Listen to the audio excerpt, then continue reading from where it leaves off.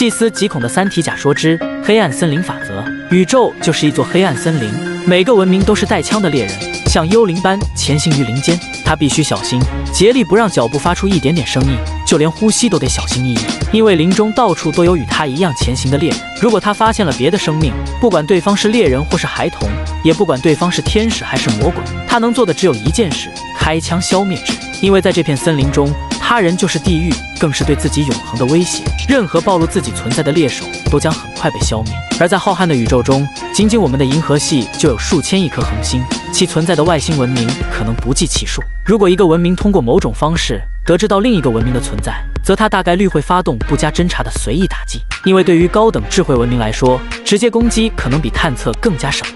由于具有打击能力的文明数量极多，因此如果一个文明的坐标暴露，无论其是否真的对其他文明构成威胁，必然可能遭受到随意性的毁灭。想象一下，如果地球和人类文明的坐标暴露，会给我们带来怎样的严重后果？为什么我们一直找不到外星人？也许是大家都在极力隐藏自己，这可能也是对费米悖论最合理的解释。